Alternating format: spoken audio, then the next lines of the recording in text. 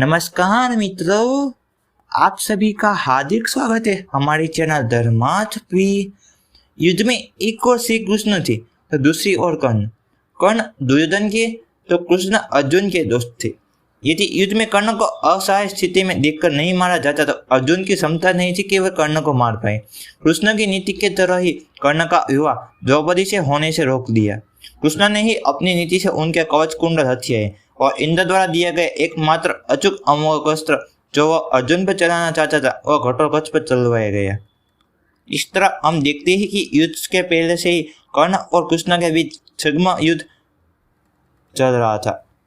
वो कृष्ण ही थे जिन्होंने एन वक्त पर नीति के तरह ही कर्ण को यह बताया था कि कुंती तुम्हारी माँ है, लेकिन युधिष्ठिर और अर्जुन को इस बात का ज्ञान नहीं था कि कर्ण हमारा बड़ा भाई है। यदि युधिष्ठिर को यह पता चलता कि कर्ण मेरा बड़ा भाई है तो वह राजपाट की लड़ाई नहीं लड़ते बल्कि कर्ण को ही राजा बनाने की लड़ाई लड़ते। अगर आपको हमारी ये प्रस्तुति पसंद आई हो तो हमारे वीडियो को लाइक कर चैनल को सब्सक्राइब कर दीजिएगा।